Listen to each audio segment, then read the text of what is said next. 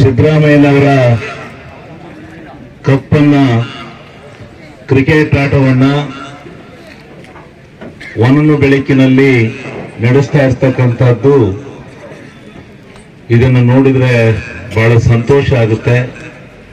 ಕ್ರೀಡೆ ಅಂತಕ್ಕಂಥದ್ದು ಜಗತ್ತಿಗೆ ದೊಡ್ಡದಾದಂತ ಒಂದು ವಸ್ತು, ಅದು ಎಲ್ಲರಿಗೂ ಸಿಗ್ತಕ್ಕಂಥ ವಸ್ತು ಅಲ್ಲ.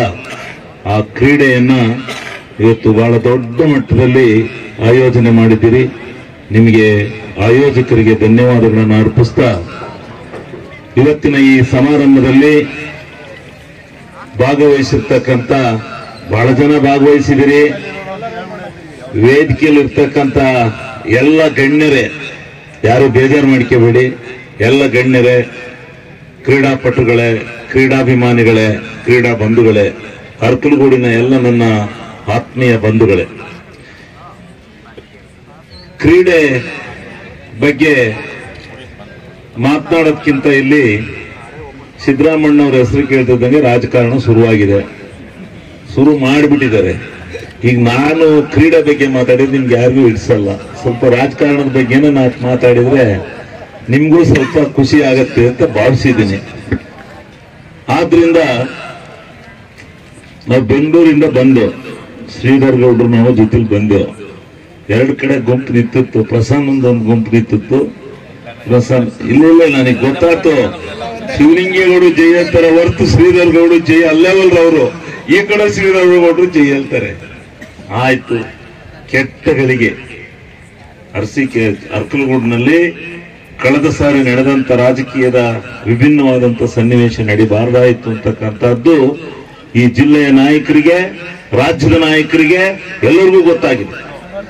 ನೀವು ಮನವರಿಕೆನೂ ಆಗಿದೆ. ನೀವು ಪುನಃ ಬೆಟ್ಟಕ್ಕೆ ಮಣ್ಣೋರ ಕೆಲಸ ಮಾಡಬೇಡಿ. ಬೆಟ್ಟದಲ್ಲೇ ಬೇಕಾದಷ್ಟು ಮಣ್ಣೆ ಐತಿ.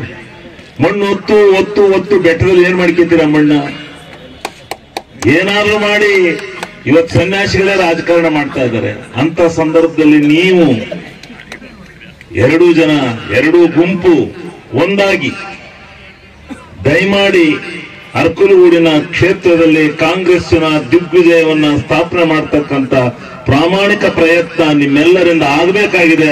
ನಿಮ್ಗೆ ಕೈ ಜೋಡಿಸಿ ನಮಸ್ಕಾರ ಮಾಡ್ತೀವಿ.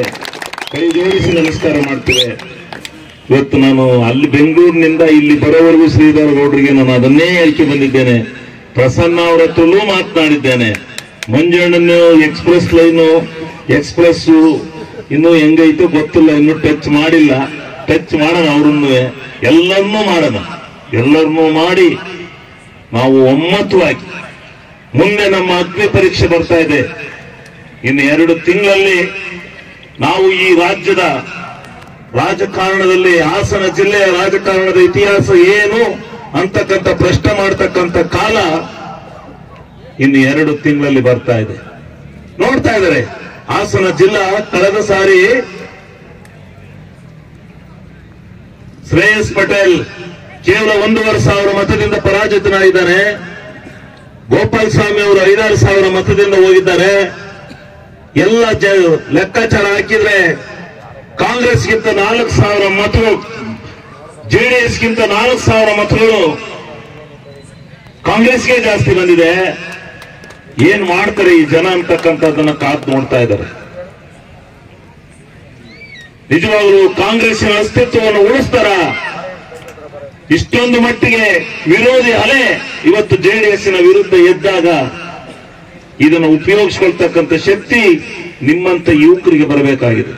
ನಿಮ್ಮಂತ ಯುವಕರು ಕೆಟ್ಟ ಗಳಿಗೆಗಳನ್ನು ಮರೆತು ಆತ್ಮೀಯವಾದಂತಹ ವಿಶ್ವಾಸ, ಸ್ವಾಭಿಮಾನದಿಂದ ನಾವು ಮೊದಲು ಕಾಂಗ್ರೆಸ್ ಅನ್ನು ಕಟ್ಟೋಣ, ಅದರ ಬಾವುಟದ ಅಡಿಯಲ್ಲಿರೋಣ, ಅದರ ನೆರೆಯಲ್ಲಿ ಮುಂದೆ ನಾವು ಅಧಿಕಾರವನ್ನು ಹಿಡಿಯೋಣ ಅಂತಕ್ಕಂಥ ಭಾವನೆ ಬೇಕು. ಬೇಕಾದಷ್ಟು ಅಧಿಕಾರಗಳಿರ್ತವೆ. ಇಂಡೈರೆಕ್ಟ್ ಅಧಿಕಾರವೂ ಇರುತ್ತೆ, ಮುಂದೆ ಬರುವಂತ ಅಧಿಕಾರವೂ ಇರುತ್ತೆ. ಎರಡು ತರದ ಅಧಿಕಾರಗಳಿರ್ತವೆ. ಎಲ್ಲರೂ MLAಗಳಾಗಕ್ಕಾಗಲ್ಲ, ಎಲ್ಲರೂ ಲೋಕಸಭಾ ಸದಸ್ಯರಾಗಕ್ಕಾಗಲ್ಲ. ನಾನಾ ತರದ ಅಧಿಕಾರಗಳನ್ನು ಹಂಚ್ಕೋಬೇಕಾಗುತ್ತೆ, ಹಂಚಿ ಊಟ ಮಾಡಬೇಕಾಗುತ್ತೆ. ಅಂತ ಸಂದರ್ಭಗಳನ್ನು ಹಂಚ್ಕೊಳ್ಳೋಣ.